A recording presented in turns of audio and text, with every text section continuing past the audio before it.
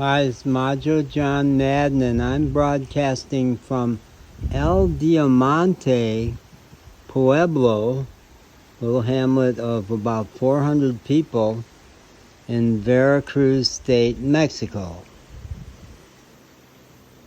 And I'm wanting to say some things about Liz Cheney and the Republican Party and personal responsibility about helping America survive its current crises.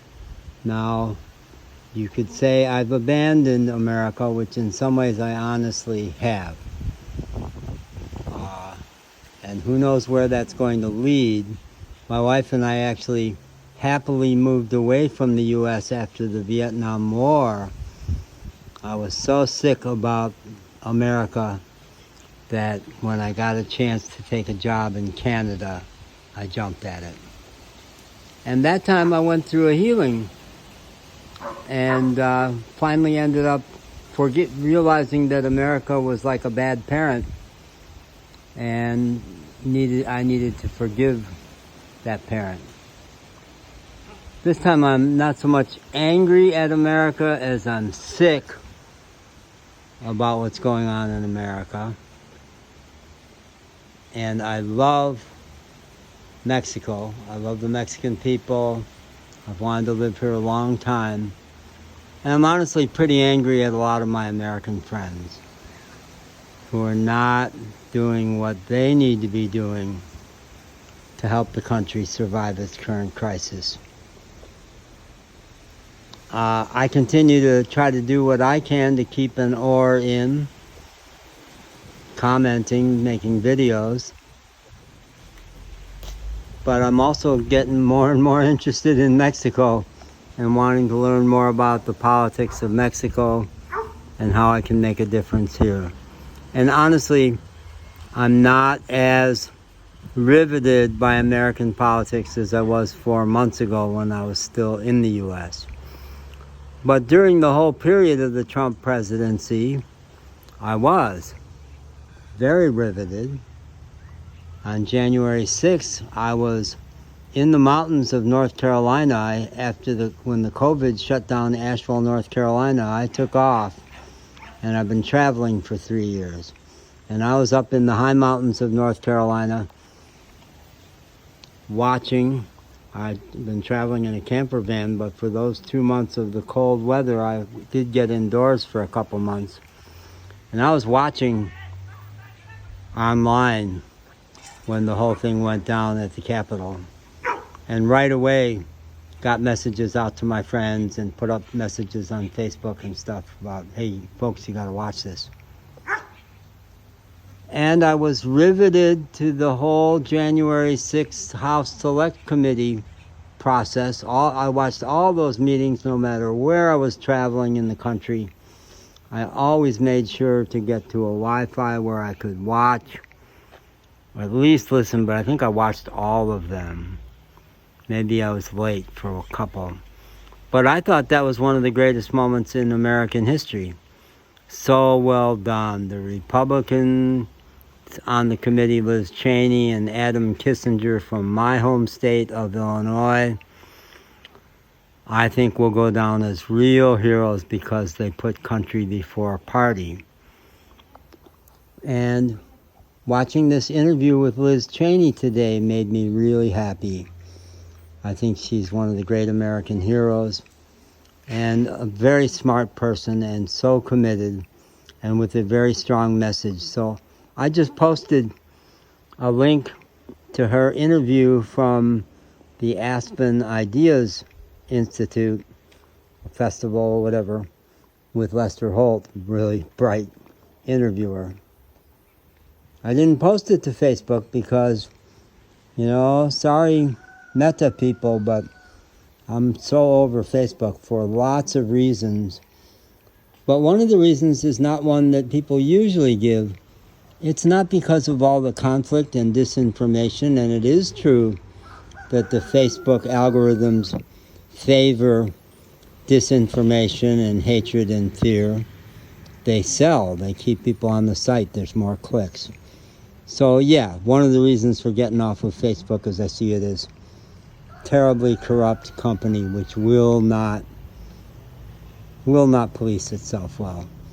But the final thing that got me off of Facebook was not because of all the conflict among my friends, because my friends on Facebook were mostly really sweet people, mostly progressive, thoughtful, good people who, in my estimation, tend to use Facebook as a tranquilizer, as an opiate of the people.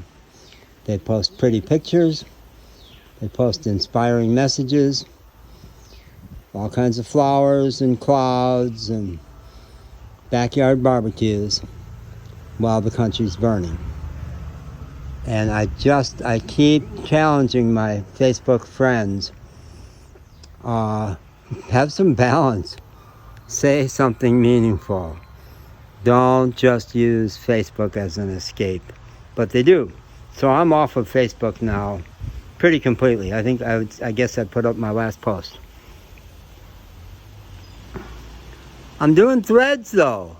You know, the fact that I hate the parent company has not stopped me from missing Twitter desperately. I loved Twitter. I always used to say I get my information from the New York Times, National Public Radio, and the Washington Post. And then Twitter's where all the interesting people go to talk about it. And it was, wasn't it? It was a pretty great thing for lots of us. And we've just found out that when you let a billionaire buy a new toy, they tend to break it. Trump broke America, and this bozo has broken Twitter. Elon Musk. But Threads, I don't know. We'll see. We'll see. You know, on TikTok I have 900 followers because it's a video medium and I do videos. Facebook, no one would even bother to open my videos because they wanted quick pictures. So I've got 9 followers on Threads after, I guess, a week. I don't even know who they are or where they came from or why they chose to be followers of mine, but maybe somebody will see what I put up. This is my first serious post. I honestly put, I think, very sweet things up so far, worth seeing, but this was my first hard-hitting thing. And I said, I hope Lester Holt asked Liz Cheney, are you considering making a bid for the presidency? And she said, I haven't decided yet. And he said, would you run as a Republican or as a third party?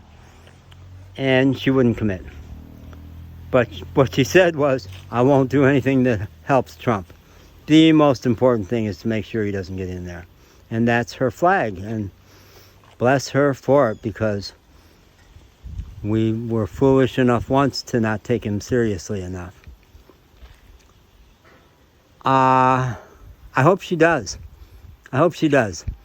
If she runs as a Republican, boy, the primaries would get really interesting. It would give her a big megaphone. Debates, if Trump even dared to show up for a debate, she'd shred him. She's so much smarter than him. And it would give her a big national megaphone to put the important issues out at a time when most Republicans are spineless and corrupt. She's daring to say, my old party is corrupt, hopelessly corrupt, cowardly, no honor. So I'd love to see her get that message out as broadly as possible. And if she ran as a third party, gee, wouldn't she just peel off votes from Trump? Good, honest conservatives would jump ship from the Republican Party to vote for her and help a Biden landslide. I mean, she's going to be really shrewd to make sure she doesn't do anything to help Trump. So I hope you, I will put the link to the interview here. I'm going to put this video as a comment back on Threads and on my TikTok and YouTube, and I'll include links to those. The whole thing made me happy. I'm optimistic.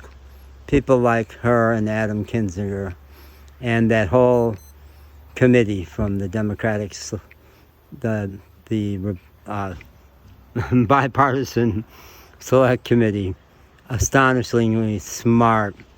Oh, they did a great job. And it's all still online. You can see it all. I really recommend it. It's great history and a great context so you can understand where we are right now. All right. From Central Mexico, still an American at heart, Majo John Madden.